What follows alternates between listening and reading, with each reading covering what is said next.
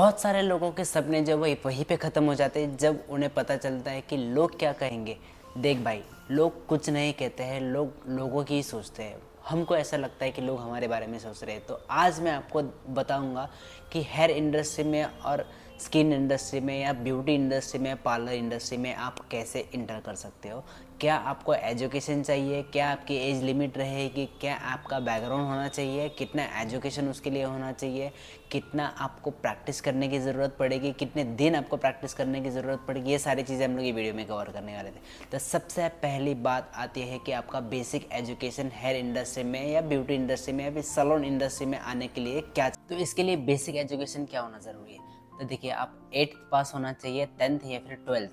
आप minimum criteria मैं आपको रिकमेंडेड करूंगा कि आप 10th कभी मिनिमम आपको पासिंग चाहिए, जिसमें आपको पढ़ना या लिखना आना चाहिए एनी लैंग्वेज, जैसे कि हिंदी हो गया, मराठी हो गया, इंग्लिश हो गया, या फिर अब जो लैंग्वेज आपका होम टाउन का लैंग्वेज है या फिर आपके स्टेट का लैंग्वेज है, वो आपको पढ़ना या लिखना ज़रूरी है। क्योंकि वो आएगा तभी आप किसी से बात कर पाओगे या फिर किसी और की बात समझ पाओगे।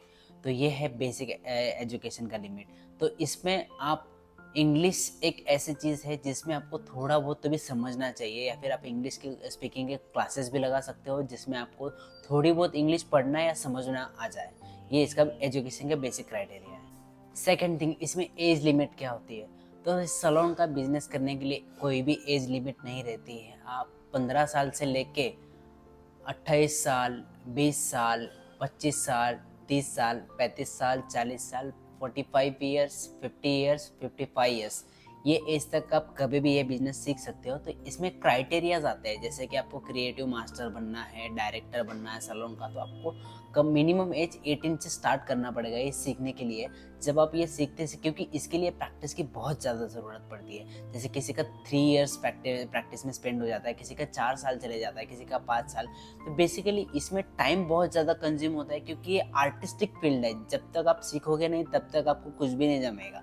जब तक आपका एजुकेशन एक अलग चीज़ होती है, इसमें प्रैक्टिकल करना एक अलग चीज़ होती है। क्योंकि एजुकेशन में आपको एजुकेशन सिखाया जाता है कि कैसे करना है, पर वो एक्चुअल में जब आप रियल रियल क्लाइंट्स पे करते हो, डमी पे करते हो, या फिर आप जब किसी क्लाइंट पे प्रैक्टिस करते हो, तो आपको रियलिटी पता चलती है कि आप क्या चीज़ कर रहे हो, कैसे कर रहे हो, इसको कैसे हैंडल करना है। क्योंकि डमी पे आप जब कुछ चीज़ करते हो तो आपको डमी पे फील नहीं होता, डमी को इचिंग नहीं होती है, डमी को कुछ भी चीज़ें चुभती नहीं है, डमी को लाइक इरिटेशन नहीं होता है। पर जब आप यही चीज़ ओरिजिनल क्लाइंट पे करते हो तो थोड़ा सा प्रॉब्लम आपको आता है, क्योंकि क्लाइंट के ओरिजिनल हेयर रहते खींचते हैं, सेक्शनिंग निकालते टाइम उनको तकलीफ होती है। तो ये सारी चीज़ें बहुत ज़्यादा ज़रूरी और ध्यान देने जैसी होती है, जिसमें आपको पता चलता है कि आप कितना प्रैक्टिस आपका परफेक्टली चल रहा है।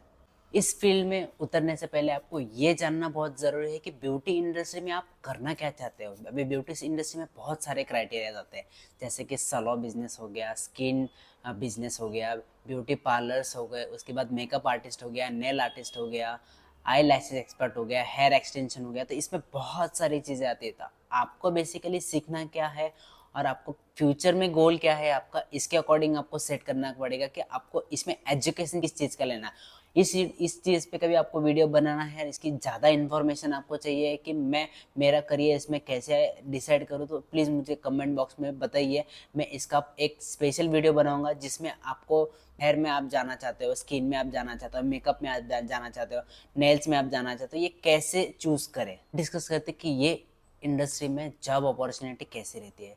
तो जॉब अपॉर्चुनिटी आपको 5,000 सैलरी से लेके तो 1 लाख सैलरी तक होती है। तो इसमें 1 लाख सैलरी कौन अफोर्ड करता है, फिर कौन सैलून ओनर देता है स्टाइलिस्ट को।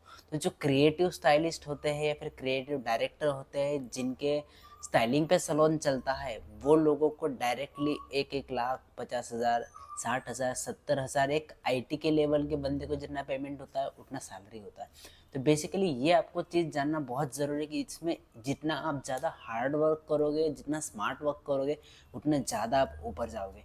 तो डेफिनेटली ये तो हर इंडस्ट्री में वैसे ही होता है कि आप जितना ज़्यादा हार्ड वर्क करोगे उतना ज़्यादा ऊपर जाओगे। पर ये आर्टिस्टिक बिजनेस होने के कारण आपके हाथों में वो जादू होना चाहिए कि जिससे आपका क्लाइंट इम्प्रेस हो जाए, आपके काम से एकदम 100% इम्प्रेस हो जाए, जिससे वो नेक्स्ट टाइम कोई चीज़ उसको करनी हो या फिर हेयर कट करना हो या कलर करना हो तो वो सबसे पहले बोले सैलून में आने के बाद कि ये स्टाइलिश कहाँ है, मुझे इससे ही करवाना है।